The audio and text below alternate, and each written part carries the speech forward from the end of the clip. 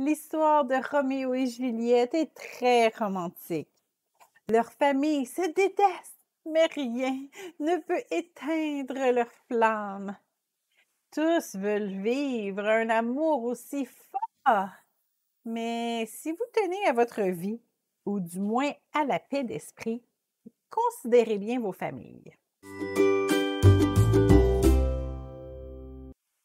C'est vrai, lorsque nous sommes amoureux, les yeux remplis d'étoiles, il semblerait que le monde entier s'éteint autour de nous. Or, ce petit moment merveilleux est un petit pourcentage de la vie de couple. La grande majorité du temps, vous ne serez pas seulement deux dans votre mariage.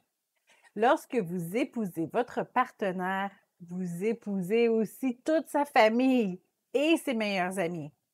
Avant de dire oui, je le veux, il faut donc bien considérer l'entourage de votre conjoint ou conjointe. Soyons clairs, la famille n'a pas son mot à dire dans votre décision. Vous êtes majeur et c'est à vous de faire votre choix. La Bible dit: Enfants, obéissez à vos parents selon le Seigneur, car cela est juste. Certaines mères, et donc belles-mères, osent parfois utiliser ce verset pour essayer de manipuler la décision de leurs enfants.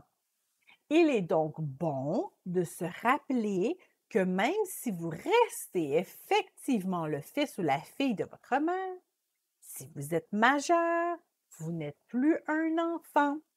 Vous n'avez donc plus à obéir à vos parents. Par contre, la Bible dit aussi: Honore ton père et ta mère. C'est le premier commandement avec une promesse, afin que tu sois heureux et que tu vives longtemps sur la terre. Le mot honorer, ici dans le verset, vient du grec timao, qui signifie estimer, donner de la valeur, avoir de la révérence.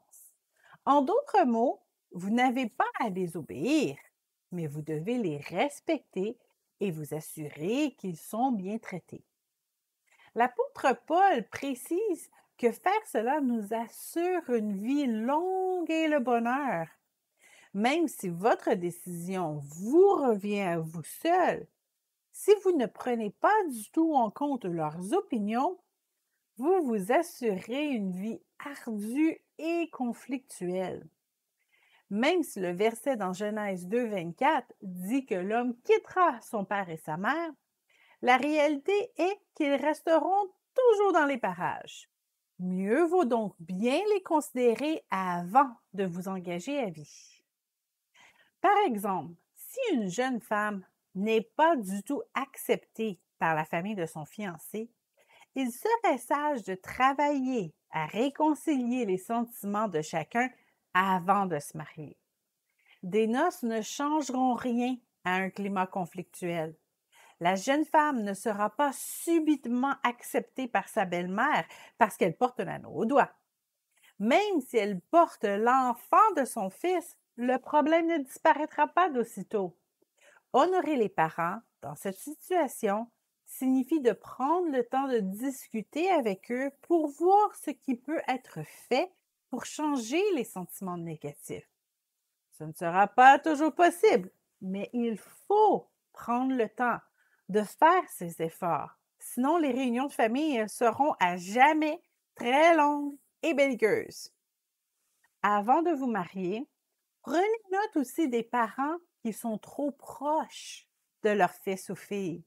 Si la mère, parce que c'est souvent elle, dicte toutes les allées et venues de son fils, par exemple, elle ne changera pas après le mariage. Cela peut mener à de grandes guerres territoriales que personne ne veut subir. Avant d'épouser un tel homme, demandez-vous si vous êtes vraiment prête à entrer dans ce combat. Il ne faut pas se marier en espérant que votre époux ou sa mère changera après les noces. Il faut prendre la décision en gardant en tête que votre conjoint ne changera peut-être jamais. Êtes-vous prête à vivre le reste de vos jours dans ce climat? C'est votre choix. Enfin, il y a aussi le cas des parents éloignés, ceux qui vivent dans un autre pays, par exemple. Avant de vous marier, prenez le temps de calculer ce qu'il vous en coûtera en temps, en effort et en argent de vous occuper de vos parents âgés s'ils vivent à l'autre bout du monde. Une telle dépense vous empêchera de réaliser certains de vos rêves. Êtes-vous prêt à faire ce sacrifice? Calculez bien ce qu'elle vous coûtera avant de construire une telle relation. Car lequel de vous, s'il veut bâtir une tour, ne s'assit d'abord pour calculer la dépense et voir s'il a de quoi la terminer? Vivre en couple sans la bénédiction de la famille ou avec un fardeau familial est possible, mais tellement plus ardu. Pensez-y bien avant de vous jurer fidélité.